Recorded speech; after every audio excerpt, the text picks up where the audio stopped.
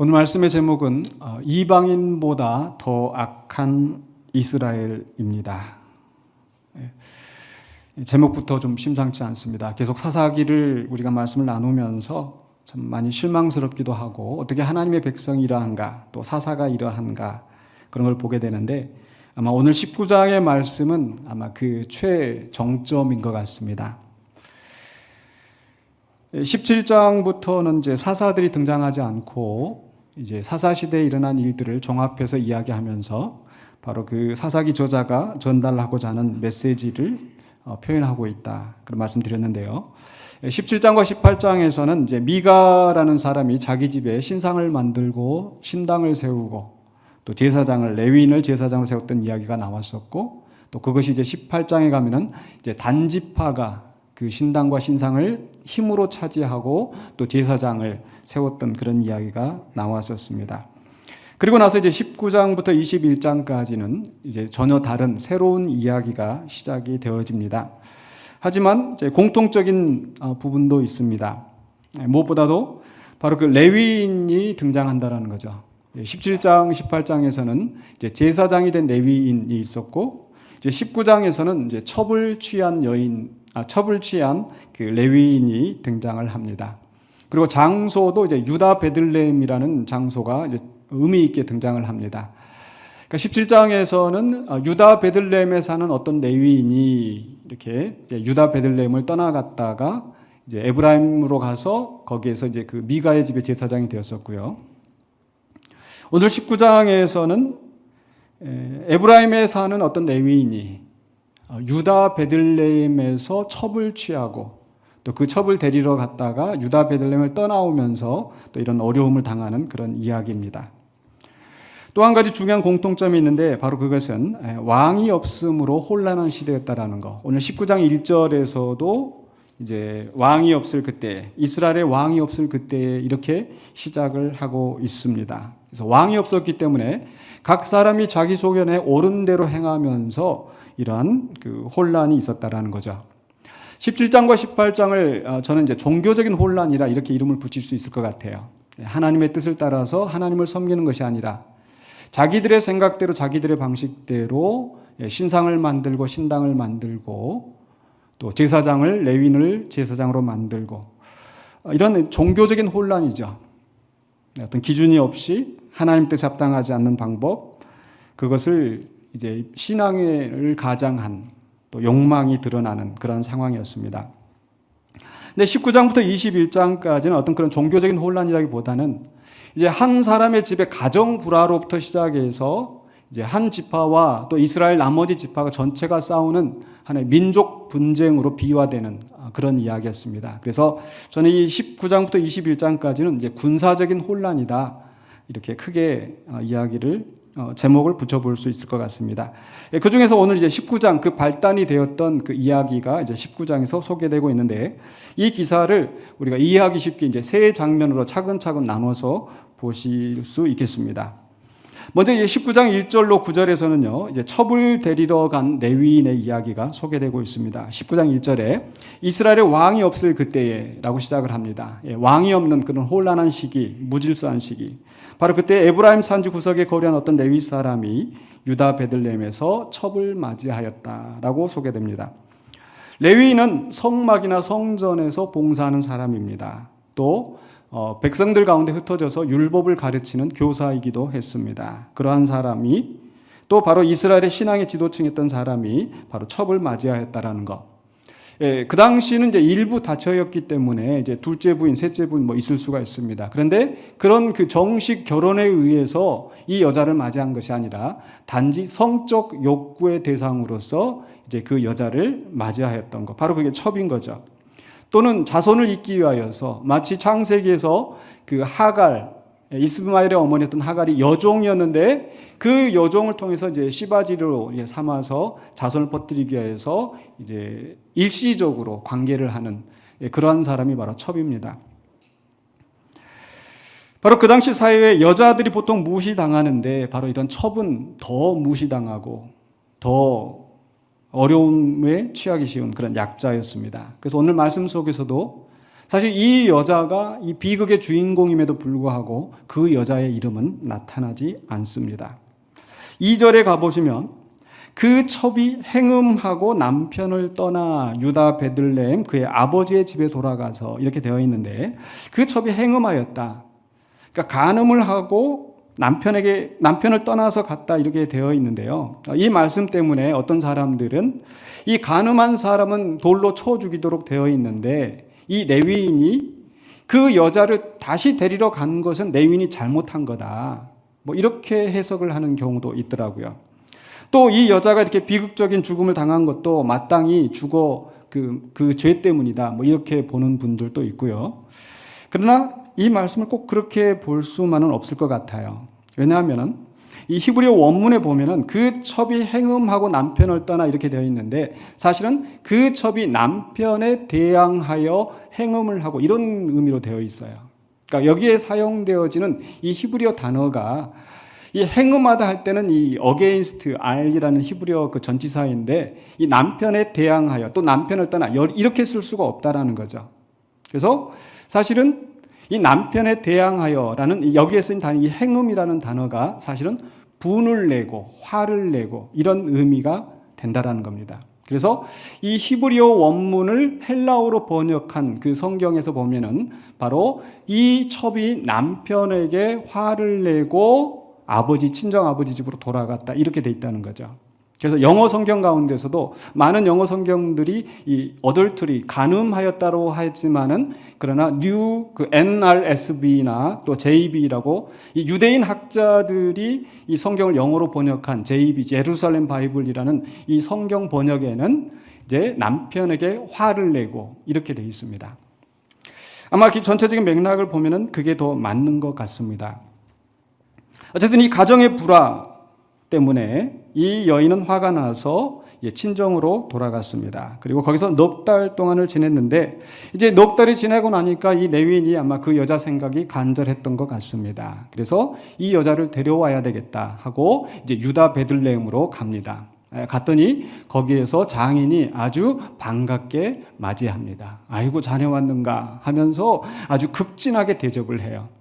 3일을 거기에서 머물렀다가 이제 길을 떠나려고 하는데 장인이 붙잡습니다. 아이고 뭐가 그렇게 급한가? 하루만 더 있다 가게. 하루 더 있었습니다. 4일이 지나고 다시 또 떠나려고 하는데 또 붙잡았습니다. 또 하루 더 있었습니다. 그리고 나서 이제 5일째 되는 날, 이 레위 사람이 오늘은 기어이 떠나야지 하는데 장인이 또 붙잡아요. 아유, 빨리 그렇게 가지 말고 좀 더 있다 가게. 모르겠습니다. 자기 딸과 더 있고 싶은 심정에 그랬는지, 아니면 딸에게 좀 잘해주라고 아마 그런 심정에, 그런 아버지의 사랑에서 그랬는지 이 사위를 하여간 극진하게 대접을 했습니다. 그런데 5째 날이 되어서 이 레위인은 아마 안식일과 겹치지 않게 하려고 그랬었는지 오늘은 무슨 일이 있어도 가야 되겠습니다 하고 이제 길을 떠나갑니다. 자, 그래서 이제 첫 번째 장면이 이제 마무리가 되어지고, 두 번째로는요, 이 길을 떠나가는 길에 이제 여정에서 이제 기브아 노인의 대접을 받는 상황이 나옵니다. 사사기 19장 10절로 21절인데요. 11절에 이렇게 되어 있습니다. 그들이 여부스에 가까이 갔을 때에 해가 지려 하는지라 종이 주인에게 이르되 청하건대 우리가 돌이켜 여부스 사람의 이 성읍에 들어가서 유숙하십시다 하니, 여부스는 지금의 그 예루살렘입니다. 예루살렘 하면 우리가 거룩한 성, 하나님의 성전이 있는 곳 이렇게 인식하고 있지만, 아직 이 사사 시대에는 바로 이 여부스족이라고 하는 가나안 족속이 이 땅을 차지하고 있었어요. 나중에 이제 다윗이 이 여부스 족속에게서 시온 산성을 빼앗고 그것을 이제 다윗의 왕궁으로 삼고 거기에 성전이 세워지는 거죠. 그러니까 이 여부스는 아직 이방인의 도시였습니다. 그런데 이 종이 지금 이제 이 더 길을 가다가는 깜깜해져서 길을 찾을 수가 없는 상황이 되니까 이제 길을 돌이켜서 여부스 성에 가까우니까 거기 가서 유숙하십시다라고 제안을 하는 거죠. 그런데 주인의 마음은 이 종과 달랐습니다. 12절에 주인이 그에게 이르되 우리가 돌이켜 이스라엘 자손에게 속하지 아니한 이방 사람의 성읍으로 들어갈 것이 아니니. 야, 거기는 이방 사람들이 사는 곳이야. 가서 무슨 일을 당하는지 어떻게 알고. 그러면서 우리가 기브아로 나아가자 하고, 기브아는 바로 이 베냐민 지파의 한 성읍입니다. 나중에 후대 역사에서 이 사울과 관계되어 있는 바로 그 도시입니다. 그런데 15절에 가서 보니까 기브아에 가서 유숙하려고 거리로 돌아 들어가서 성읍 넓은 거리에 앉아 있으나 그를 집으로 영접하여 유숙하게 하는 자가 없었더라. 어떤 상황인가요? 지금 사실 이 나그네가 지금 이제 유숙할 곳을 찾아가는데 지금처럼 무슨 이렇게 모텔이나 호텔이 이렇게 공식적으로 있는 게 아니고 보통의 경우는 그저 사람들이 자기 집에 민박을 하게 하는 이런 상황이죠. 근데 성경에 보면은요, 바로 이런 나그네를 접대하라, 나그네를 대접하라, 이게 율법으로 명령하셨어요. 그게 하나님의 백성의 의무였습니다. 신명기 10장 19절에 너희는 나그네를 사랑하라. 전에 너희도 애굽 땅에서 나그네 되었음이니라. 그래서 너희들이 옛날에 나그네 되었을 때에 애굽에서 얼마나 고생했는지, 또 광야에서 올 때에 그 사람들이 너희를 박해하고 때는 길도 안 열어주고 물도 못 마시게 하고, 바로 그런 어려운 시기를 너희들이 생각하고 바로 그런 어려운 도움이 필요한 그런 나그네를 사랑하라, 대접하라. 훨씬 후대에 나온 예언입니다만 이사야서 58장 6절에서 7절에서도 내가 기뻐하는 금식은 흉악의 결박을 풀어주며 라고 쭉 하면서, 또 줄인 자에게 내 양식을 나누어 주며 유리하는 빈민을 집에 들이며 헐벗은 자를 보면 입히며, 그렇죠? 길에서 이렇게 어려움 당하는 사람을 그저 집으로 맞아들여서 필요한 음식을 주고 옷을 주고 하라는 거죠. 이게 하나님이 기뻐하는 하나님의 백성의 모습이라는 겁니다. 우리나라도 옛날에 보면은 어때요? 이제 과거 보러 가는 사람이 어느 집에 들여서 이봐라 이렇게 하면서, 지나가는 과객이 온대 이렇게 하면서 이제 하룻밤을 머무르고, 이렇게 이 나그네를 대접하는 것이 우리나라에서도 미풍양속이었지 않습니까? 그런데 지금 이 사람이 이방인의 성읍이 가까움에도 불구하고 그로 가지 않고 일부러 이방인의 그 이스라엘의 도시로 지금 들어왔는데, 넓은 곳에 서서 이제 나그네인 것이 분명히 보이는데, 여행하는 사람인 것이 분명히 알 수 있는데 아무도 그를 영접하지 않았습니다. 어쩌면은 이제 그 이야기 뒤에 보면은 노인 하나가 이제 그를 영접하는데, 그 사람들이 외지인이 들어왔다 하고 그 집에 가가지고 막 소란을 피우고 문을 두드리고 하는 그런 걸 생각해 보면, 아마 자칫 이 외지인을 우리 집에 들였다가는 아마 내가 피해 볼 수 있지 않을까, 아마 이런 생각으로 모두 다 피하고 있었던 상황이 아닐까. 하나님의 명령을 준행하기보다는 나한테 혹시 불이익이 닥칠까, 내가 무슨 해를 입을까 하고 있었던 그 베냐민 지파의 사람들의 모습입니다. 그런데 그나마 모든 사람들이 외면하고 있을 때 한 노인이 이 레위 사람을 맞이했어요. 16절입니다. 저녁 때 한 노인이 밭에서 일하다가 돌아오니 그 사람은 본래 에브라임 산지 사람으로서 기브아에 거류하는 자요, 그곳 사람들은 베냐민 자손이더라. 다 베냐민 자손들만 살고 있는데 이 노인은 어디 출신이에요?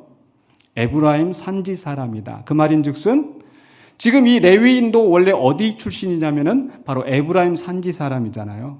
그러니까 알고 그랬는지 모르고 그랬는지 모르겠지만은 고향 사람인 거예요. 그래서 그나마 그 고향 사람이 거기 살고 있어서 마침 그 노인이 이 레위인에게 무슨 일인가 하고 물어봤더니 이 레위인이 이렇게 대답을 하는 거예요. 19장 18절입니다. 그가 그에게 이르되 우리는 유다 베들레헴에서 에브라임 산지 구석으로 가나이다. 나는 그곳 사람으로서 유다 베들레헴에 갔다가 이제 여호와의 집으로 가는 중인데 나를 자기 집으로 영접하는 사람이 없나이다. 여기서 뭔가 좀 이상한 게 느껴지지 않습니까? 사실 이 사람이 왜 지금 이 여행길을 가고 있어요? 내가 유다 베들레헴에서 첩을 구했는데 그 첩이 이렇게 도망가가지고 그 첩을 데리러 지금 갔다가 지금 이제 에브라임으로 돌아가고 있습니다. 이렇게 사실은 말해야 사실이 맞는 거죠. 근데 지금 이 사람은 그런 거 다 빼고 내가 지금 여호와의 집으로 가고 있는데 이 사람들이 아무도 나를 영접하지 않습니다. 그러니까 뭔가 자기는 경건한 척, 의로운 척 가장을 하고 그것을 빗대어서 다른 사람들을 지금 정죄하고 있는 거죠. 가장된 신앙. 다른 사람들을 더 끌어내리고 깎아내리면서 자기는 고상한 것처럼. 그러면서 이 노인의 동정심을 지금 얻어내려고 하고 있습니다. 뭔가 좀 잘못된 그 신앙의 모습이 보여집니다. 자, 그렇게 이제 이 사람이, 이제 이 노인이 그 레위인을 영접하여서 그 집에 들어가서 먹을 것을 주고 마시게 하고 이제 유숙하게 되었습니다. 해피엔딩으로 끝날 수도 있었는데 그 다음에 세 번째 굉장히 비참한 상황이 펼쳐집니다. 바로 기브아, 그 베냐민 지파의 기브아 성의 불량배들이 악행을 저지른 겁니다. 22절로 30절에 나오는 말씀인데요. 22절 보실까요? 그들이 마음을 즐겁게 할 때에, 이제 오랜만에 고향 사람 만났으니까 서로 회포도 풀고 이야기도 하고 이런저런 얘기하면서 이제 즐겁게 이제 쉬려고 하는 순간에 그 성읍의 불량배들이 그 집을 에워싸고 문을 두들기며 집주인 노인에게 말하 이르되 내 집에 들어온 사람을 끌어내라, 우리가 그와 관계하리라 하니. 불량배들이 떼거리로 몰려와서 이 사람을 이제 끌어내라고 위협하고 있습니다. 여기서 우리가 그와 관계하리라 라는 말은 우리가 그 사람을 성적으로 취하겠다라는 말을 이렇게 부드럽게 표현한 거예요. 하나님의 계명은 나그네를 사랑하라, 나그네를 대접하라 라고 했는데 그들은 그런 율법에 대해서 전혀 관심이 없습니다. 한 남자가 한 여인을 취하고 이런 성적인 것도 하나님께서 정해주셨는데 이들은 남자가 남자를 취하는 그런 동성애, 거기서 더 나아가서 억지로 그 사람을 한 사람이 아니라 여러 사람이 성적으로 유린하겠다고 하는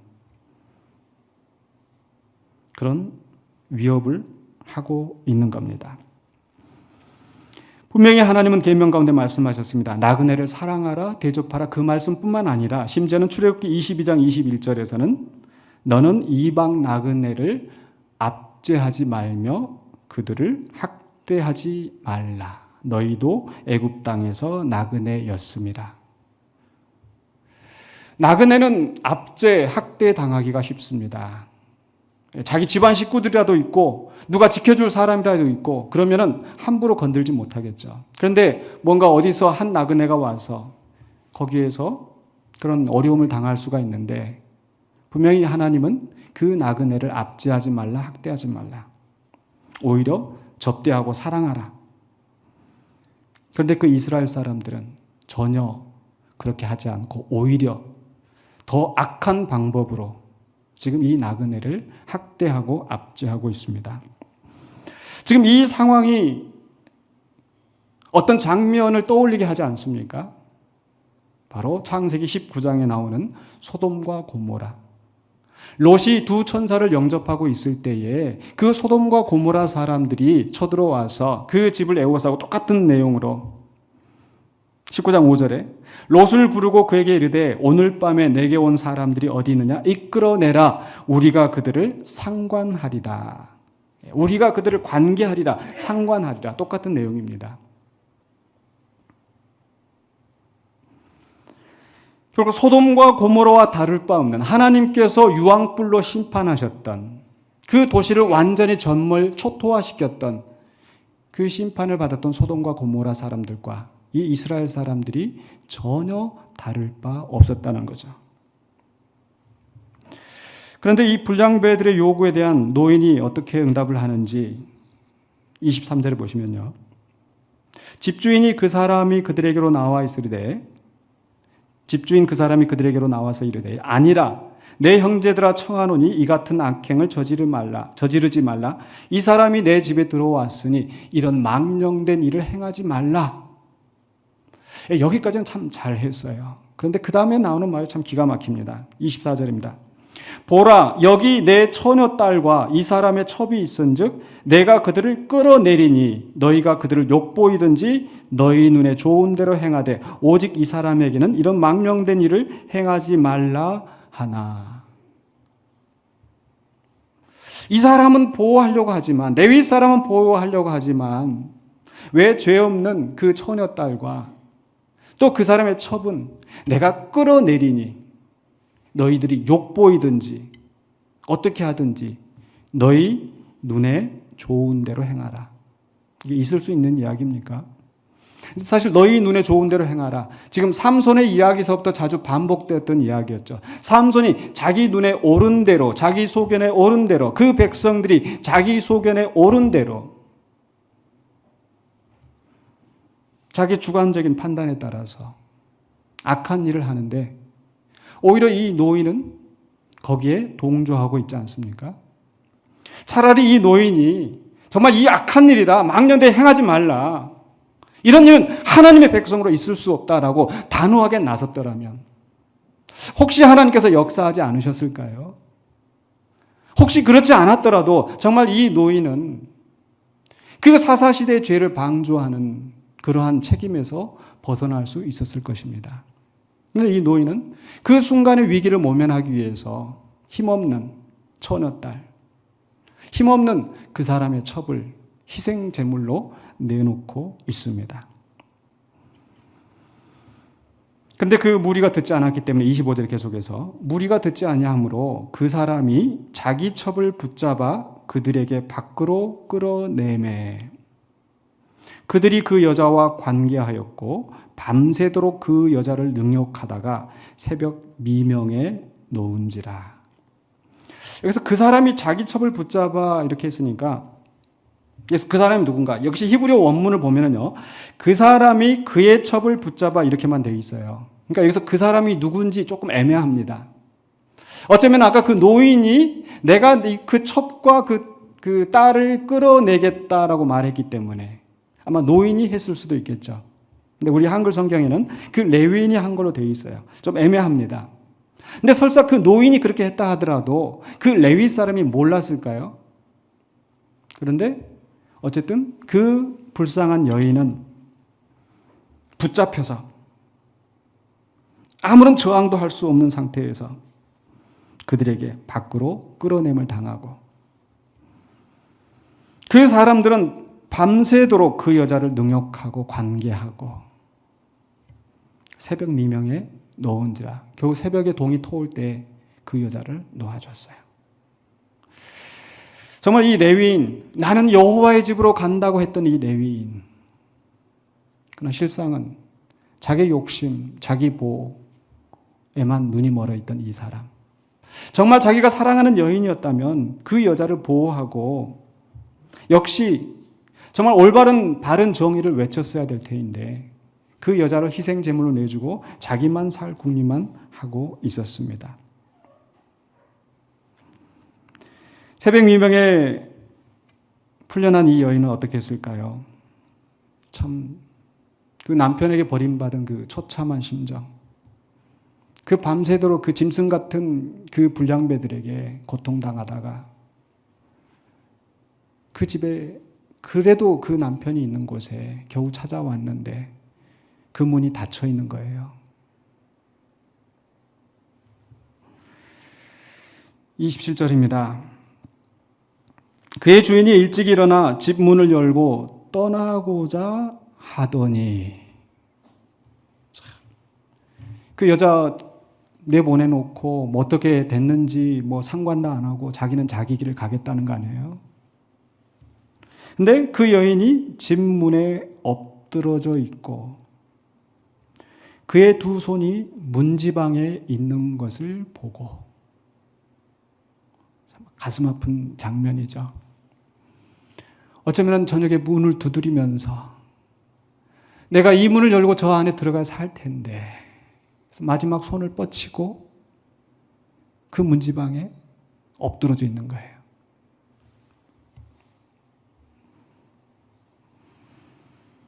근데 이 레위인이 그 다음에 하는 말이 뭐예요? 일어나자, 가자. 이 여자가 무슨 일을 당했는지, 어떤 아픔이 있었는지 도대체 살펴볼 생각도 안 하고 일어나자, 가자. 아무 대답이 없는지라. 그래서 그 시체를 낙에다 싣고 가는 거죠. 그리고 오늘 우리가 읽었던 말씀이 있는 대로 그 시체를 가지고 가서 그 마디를 토막을 내서 12조각을 내서 이스라엘 사방으로 보냈습니다. 이 성경의 마지막 구절은 이렇게 마무리가 되어지죠. 30절에 이스라엘 자손이 애굽 땅에서 올라온 날부터 오늘까지 이런 일은 일어나지도 아니하였고 보지도 못하였도다. 정말 건국 이래로 이렇게 악한 일이 있을 수 있는가? 모든 사람이 충격의 도가니에 빠졌습니다. 어떻게 하나님의 백성 가운데 이런 일이 일어날 수 있는가? 어떻게 이런 처참한 일이? 오늘 이 19장이 보여주는 이 메시지가 무엇일까요? 저는 바로 하나님의 백성이라도 이렇게까지 악해질 수 있다는 것. 레위인이라 할지라도 이렇게까지 악해질 수 있다는 것. 어쩌면은 이방인보다 더 악한 이스라엘이 될 수도 있다는 거죠. 왕이 없으므로 자기 소견에 오른 대로 행하면서 온갖 혼란과 무질서 속에서 자기들의 욕심을 채우는 사람들. 이 레위 사람은 이방인의 지역으로 가지 않고 정말 자기가 믿었던 이스라엘 그 성읍으로 갔는데 오히려 거기에서 더 끔찍한 해를 당했습니다. 이 첩은 정말 레위인을 믿었는데 그 레위인은 더 악하게 자기를 사지로 내몰았고 자기 사람을 보호하지 않고 오히려 그 첩을 이용해서 그 연약한 그 첩을 이용해서 자기 살 궁리만 하고 있는 거죠.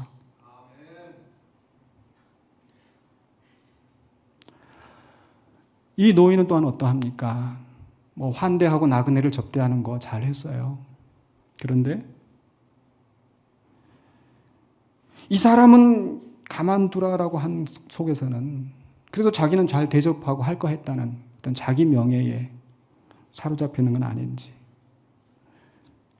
하나님의 율법은 전혀 생각하지 않고 오로지 힘으로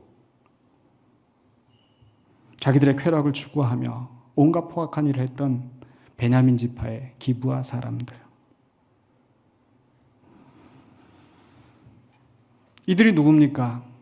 바로 이 사사기 마지막 19장 30절에 있는 말씀, 이스라엘 자손이 애굽 땅에서 올라온 날부터. 왜 지금 사사기 저자는 이 말씀을 하고 있는가? 하나님의 구원을 받은 이스라엘 백성들이 시내 산에서 하나님과 언약을 맺었던 하나님의 소유된 백성인 이스라엘이 오히려 이방인보다 더 악한 짓을 하고 있기 때문에 바로 이런 말씀으로 마무리하고 있는 게 아닐까요? 하나님 분명히 그 율법 가운데서 하나님을 사랑하고 이웃을 사랑하라. 심지어 나그네들까지 사랑하고 대접하라. 그러나 이 오늘 본문 속에서 19장에서 그 하나님의 백성들은 전혀 그러한 사랑의 모습을 보여주지 않고 있습니다. 오늘 하나님을 사랑하고 이웃을 사랑하러 하는 것은 단지 구약의 율법에서만 그치는 것이 아니라 오늘 우리 성도들에게도 요구되는 말씀인 줄 믿습니다. 우리는 예수 그리스도로 말미암아 구원을 얻었습니다. 근데 우리는 어떻게 살고 있는지, 과연 우리는 하나님을 사랑하고 이웃을 사랑하며 살고 있는지. 우리가 사랑해야 될 이웃은 누구입니까? 첫 번째로는요, 가족을 사랑해야 됩니다. 가족에게 우리가 사랑을 베풀어야 합니다. 디모데전서 5장 8절을 보시면은요, 누구든지 자기 친족, 특히 자기 가족을 돌보지 아니하면 믿음을 배반한 자요 불신자보다 더 악한 자니라. 우리가 자칫 예수님께서 하나님보다 나보다 부모 형제를 더 사랑하면 하나님 나라에 합당하지 않다, 이런 말씀을 하셨기 때문에 우리가 하나님을 더 사랑하면 되지, 그러면 안 되죠. 예수님께서 그 유대인의 전통 고르반, 내가 부모에게 주려고 했는데 하나님한테 바치면 부모에게 안 줘도 된다, 그런 유대인의 그 잘못된 전통을 책망하시면서 바로 하나님을 섬길 뿐만 아니라 또한 부모를 잘 공경해야 된다는 것도 말씀하지 않으셨습니까? 오늘 이 디모데전서 5장에 있는 말씀은 바로 과부가 된 사람을, 어려운 지경에 있는 그런 자기 친족을 먼저 가족들이 돌봐야 된다는 것. 구약에서도 마찬가지예요. 이 구속자 고엘, 마치 보아스가 룻을 챙기고 나오미를 챙겼던 것처럼 가장 가까운 친족이 먼저 자기 가족을 돌보게 하는 것. 이게 하나님의 율법의 원리입니다. 그렇기 때문에 우리 성도들은 먼저 자기 가족에게 잘해야 돼요. 나이 드신 부모님, 또 시부모님, 또 며느리, 사위, 자식, 내 형제 자매, 또 남편에게, 아내에게 먼저 가족 안에서 정말 사랑으로, 선행으로 대해야 됩니다. 그렇지 않으면 믿음을 배반한 자요, 불신자보다 더 악한 자가 될 줄로 압니다. 두 번째로는요, 다른 성도에게, 내 혈연뿐만 아니라 그리스도 안에서 함께 형제 자매된 그리스도의 한 몸을 이루는 다른 성도들에게 잘해야 합니다. 갈라디아서 6장 10절입니다. 그러므로 우리는 기회 있는 대로 모든 이에게 착한 일을 하되 더욱 믿음의 가정들에게 할지니라. 믿음의 가정들, 다른 성도들, 우리는 한 몸이기 때문에, 그리스도 안에서 형제 자매이기 때문에 그들에게 잘해야 한다는 거죠. 베드로전서에도 비슷한 말씀이 나옵니다. 베드로전서 3장에서 1절로 7절까지에서는 아내들아, 남편들아 이렇게 권면한 다음에 8절에서 내가 마지막으로 너희에게 권하노니, 베드로전서 3장 8절로 9절에서 너희는 다 마음을 같이하여 동정하며 형제를 사랑하며 불쌍히 여기며 겸손하며, 한 형제 자매들을, 어려움 당한 사람을 그저 뒤에서 험담하고 흉보고 그럴 것이 아니라 오히려 그들을 불쌍히 여기고 또 겸손하고. 근데 그 다음에 주시는 말씀이 악을 악으로 욕을 욕으로 갚지 말고 도리어 복을 빌라. 이 말씀을 보면서 저는 오히려 교회 안에서 성도들 가운데 같은 믿음 생활하는 사람이 나에게 악을 행할 수도 있다는 거, 나에게 욕을 할 수도 있다는 거. 근데 그런 사람들에 대해서 악을 악으로 갚지 말고 욕을 욕으로 갚지 말고 도리어 복을 빌라. 참 쉽지가 않습니다. 참 믿었던 사람인데 저 사람이 어떻게 저럴 수 있을까? 저 사람이 장로일까? 저 사람이 집사일까? 저 사람이 몇십 년 신앙생활 했던 사람이 어떻게 저렇게 악한 일을 서슴지 않고 하고 있는지. 그러나 그런 사람들에 대해서 악을 악으로 갚지 말고 욕을 욕으로 갚지 말고, 공동체 안에서 불신자보다 더 악한 자들이 성도들을 괴롭히고 교회를 어렵게 만들고 그럴 수 있다는 거죠. 그럴 때 우리가 해야 될 것은 도리어 복을 빌라. 이를 위하여 너희가 부르심을 받았느니라. 참 그런 사람들 보면 참 속 끓어요. 여러분 많이 속 끓으시죠? 그런데 오히려 그런 사람을 위해 복을 빌어줘라. 이를 위하여 너희가 부르심을 받았으니. 이게 우리의 사명이에요. 교회 안이라고 청정지역이 아니라 교회 안에서 불신자보다 더 악한 자들을 만나게 될 때에도 오히려 이를 위하여 복을 빌어줘라. 이를 위하여 너희가 부르심을 받았다. 그러면서 마지막에 주는 말씀 참 위로가 됩니다. 이는 복을 이어받게 하려 하심이라. 아멘. 그러니까 악한 사람을 만나거든, 억울하게 욕을 듣고 고통을 당하거든, 야, 이게 하나님이 내게 주신 복을 얻는 기회구나. 이건 기복신앙하고 다른 거예요. 하나님 뜻대로 살지 않으면서 그저 복 주십시오가 아니라 하나님 뜻대로 순종하면 정말 내 속이 문드러지고 정말 마음이 찢어진다 할지라도 이때를 통해서 하나님께서 내게 복을 주시려고, 이때를 통하여서 나를 통하여서 하나님의 나라가 이루어지게 하시려고 이런 시련 가운데 두신 줄로 믿습니다. 그래서 우리는 다른 성도들에게 선한 일을 해야 됩니다.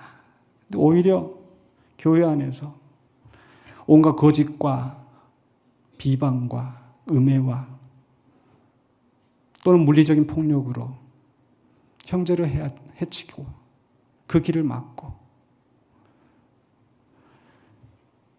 이방인보다 악한 이스라엘, 불신자보다 더 악한 그런 신자, 이런 사람들에 대해서 시험받지 마시고 오히려 복을 빌이시고 또 복을 이어가시는 저와 여러분 되시길 주의로 축원합니다.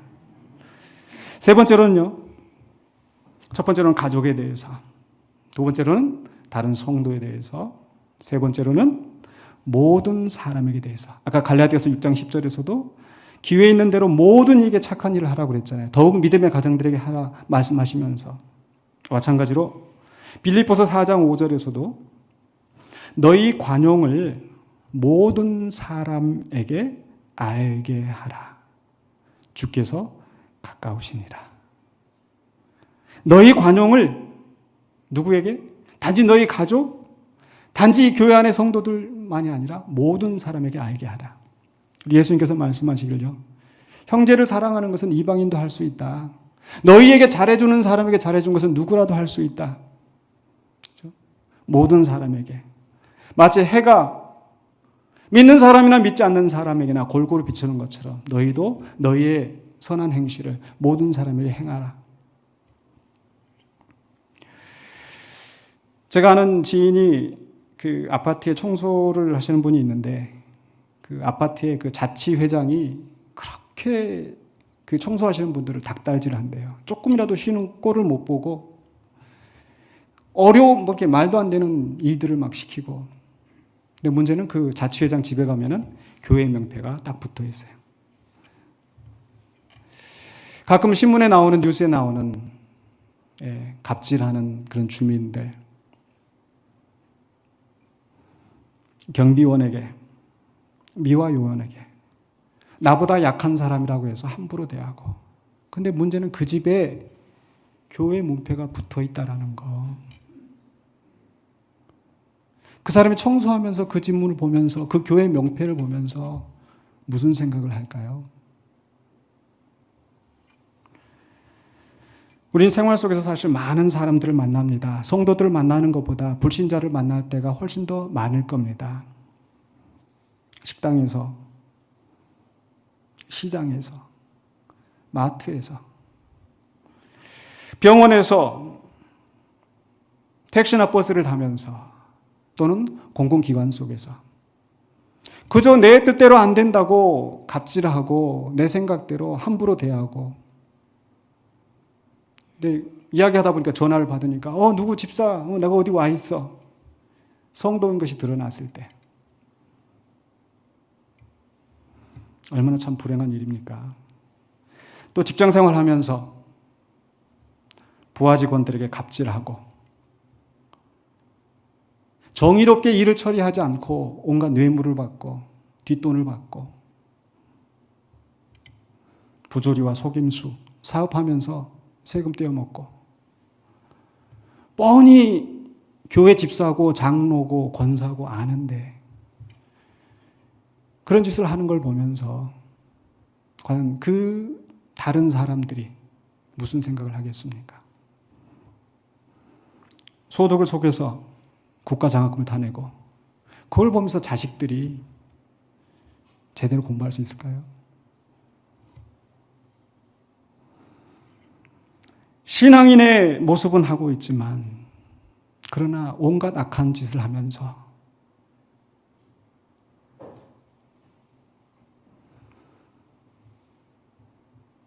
그런 부조리와 속임수 속에서 막말하고 포악한 짓을 다하고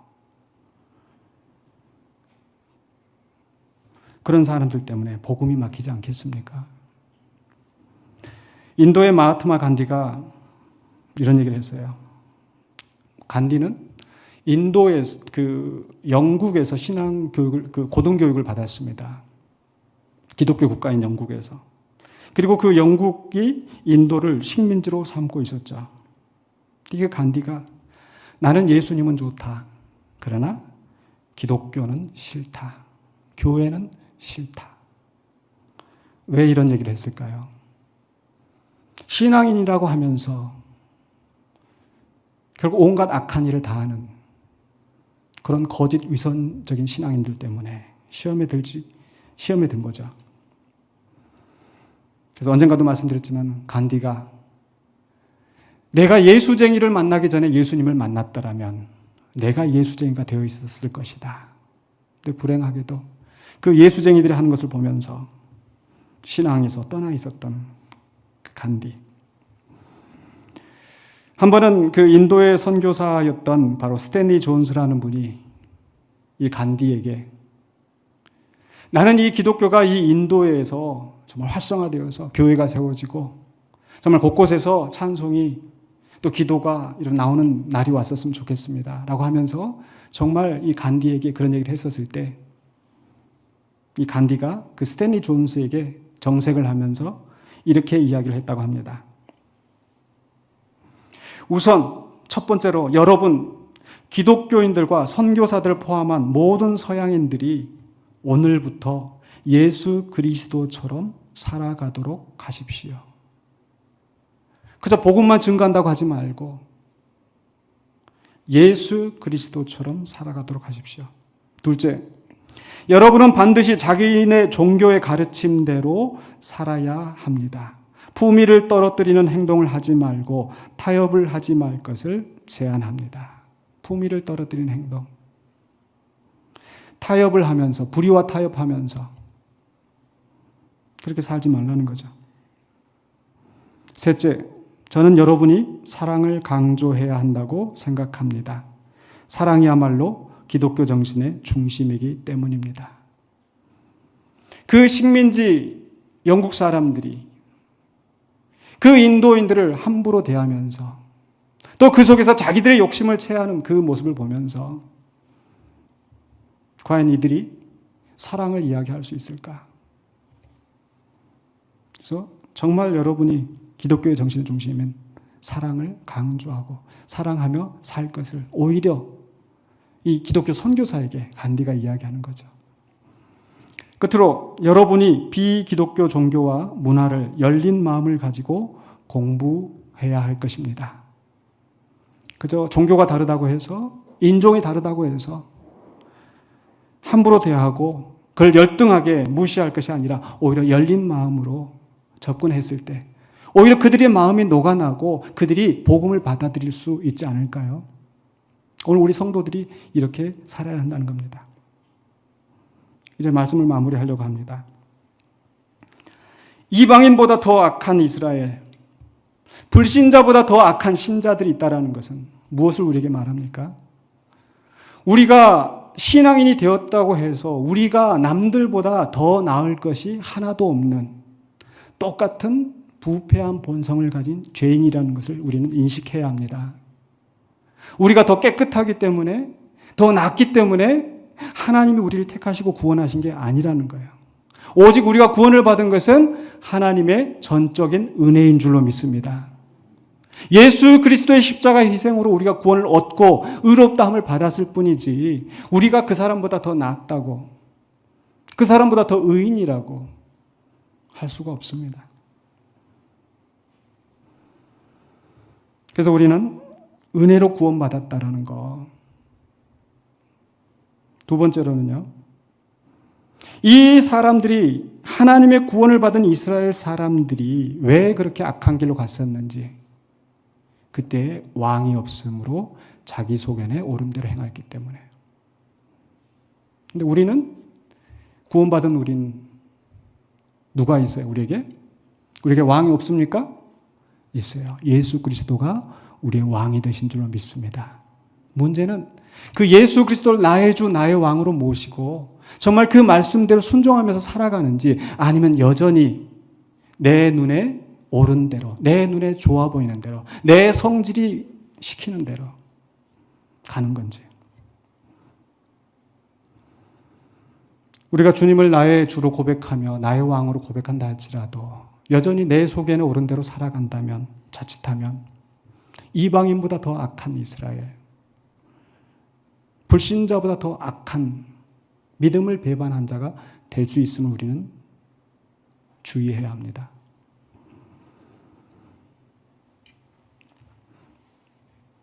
우리 예수님은 이 세상에 빛으로 오셨습니다. 이 세상은 어둡고 공중 권세 잡은 자가 악한 일을 행하면서 자기의 권세를 부리고 있고, 그 세상을 빛을 비추기 위해서 이 땅에 오셔서 십자가의 죽음으로, 희생으로 하나님의 뜻을 이루셨습니다. 바로 그 예수님이 우리를 향하여서 말씀하시기를 너희는 세상의 빛이라. 세상은 어둡지만 바로 성도를 세상의 빛으로 우리 예수님이 세우셨습니다. 근데 그 빛을 말 아래 두지 않냐고, 어디다 둬요? 높은 곳에 두면서 세상에 비추게 하라. 그래서 우리 예수님께서 마태복음 5장 16절에 이렇게 말씀하셨습니다. 이 말씀을 우리가 읽고 마무리하려고 합니다. 우리 함께 이 말씀 읽겠습니다. 이같이 너희 빛이 사람 앞에 비치게 하여 그들로 너희 착한 행실을 보고 하늘에 계신 너희 아버지께 영광을 돌리게 하라. 세상 사람들 우리를 보면서 믿는 것들이 뭐 저래, 예수쟁이들이 뭐 저래, 이렇게 손가락질을 하면서 하나님의 영광을 가리우는데, 우리가 그런 사람이 아니라 우리의 착한 행실을 사람들이 보고 주께 영광을 돌리고 그들도 주님의 나라에 함께 동참할 수 있는, 그래서 모든 사람이 함께 주의 복을 누리는 복의 근원이 되시기를 주의 이름으로 축원합니다. 기도하겠습니다. 거룩하신 아버지 하나님, 은혜를 감사합니다. 비록 이 세상이 악할지라도 그 가운데 우리를 하나님의 자녀로 삼으시고 이 세상, 어두운 세상을 밝히는 빛으로 우리를 세우신 주님을, 그 하나님의 은혜를 찬양합니다. 구원받은 우리들이 교만해지지 아니하고 온전히 겸손하게 주님을 닮아갈 수 있게 하여 주시옵소서. 우리의 죄악된 본성을 따라가지 않게 하여 주시고 나의 왕, 나의 구주 되시는 예수님을 따라서 희생과 섬김으로 주의 뜻을 이루어가는, 그래야 많은 사람들에게 복을 끼치는 복의 근원으로 살아가도록 도와주시옵소서. 예수 그리스도 이름으로 기도하옵나이다. 아멘.